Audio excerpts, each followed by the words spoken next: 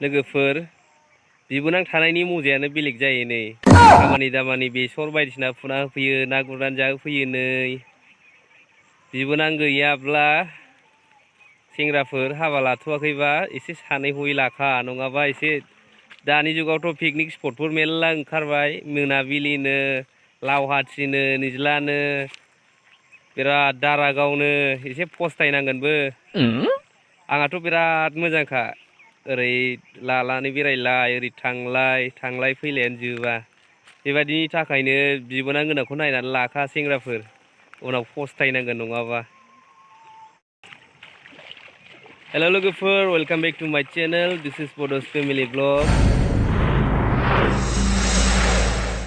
लोगोफोर दायो बेलासि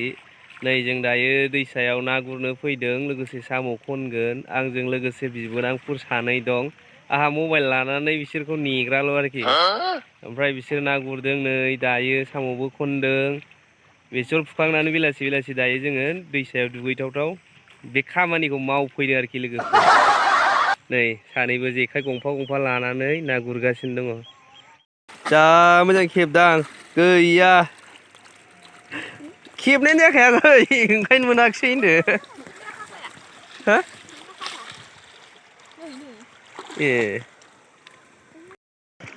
नास्रायखौनो गिबायसो हरैनिफ्राय एग्लुंफिनदो हरैनिफ्राय दाबोखारसैमोन हाबाखैदां बेलाय माथो बेलाय नै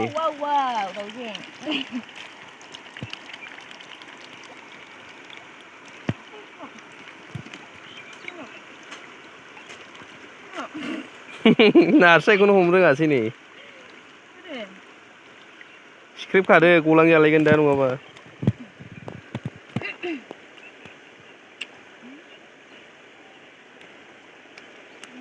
आं सिख्रेबनो हाला बोरो एखाय बायगोन बोरो खोन्थानाय बिसि गिदिर बियो नै मालाय जा गिदिर मोनखाबाय ओमफ्राय बेयाव मासे दंबावोमोन ना बेनो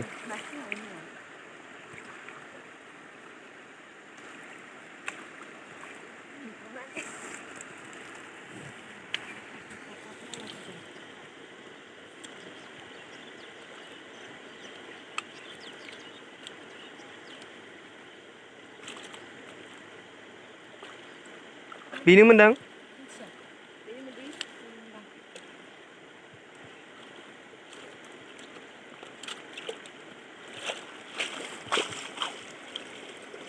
बेनोमोन बे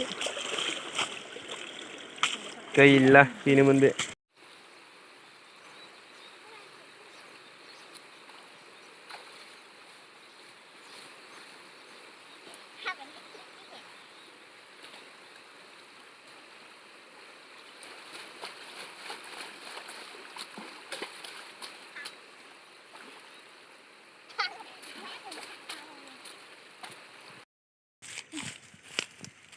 नै बिराद गिदिर मासे मोनबावबाय गावजों समान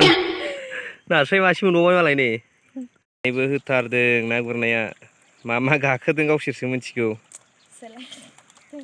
नै साम'बो मोनदों आरोखि एसे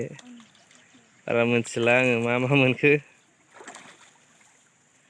नै होथारदों गोग्रोमनाया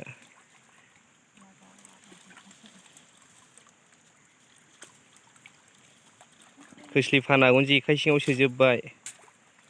मा गाखोजायो गावसोरसो मिथिगौ बेदलाव गैखाया गिनाङा जोंनि जायगायाव बेदलाव बारियावसो गिनांगौ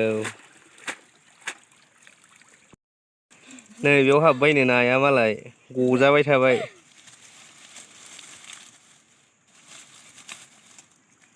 ओमफ्राय मानो बिदि गयो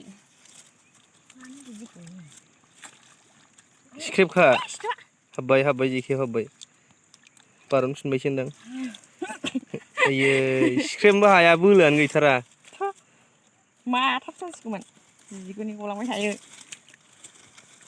गजाबाय थायो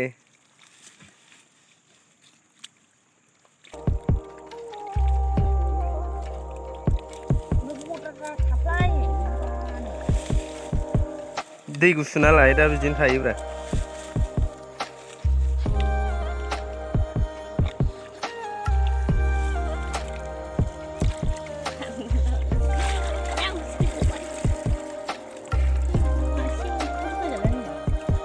गैया जिर' नै जेखायाव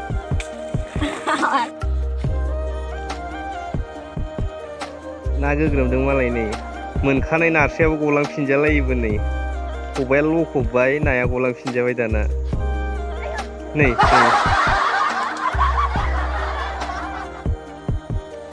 जेखाइ सानानै माबादोब्रा खबाइ लानाया खायलेंद्रायबायना ना गुरदों मालाय नै मा मोनखोथाय खबाइयाव सोबाय गजाफिनलायबाय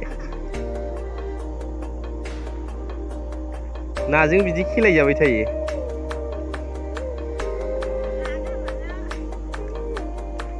गैला गलांजाफिनलायबाय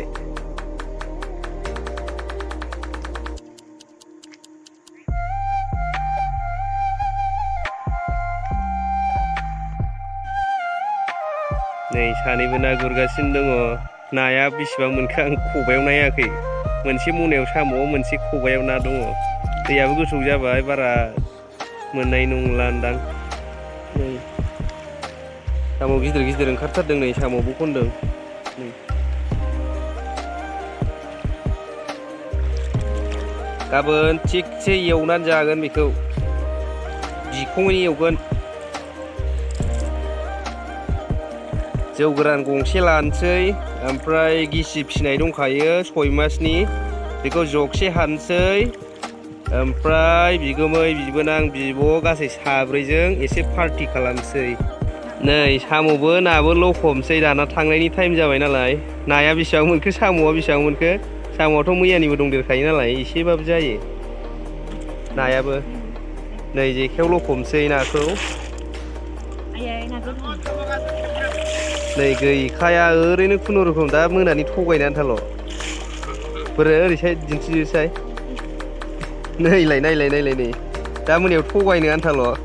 थगायजानोसैलाय खुगाया जाम्बा जाम्बानो साम'आलाय जाबाय नै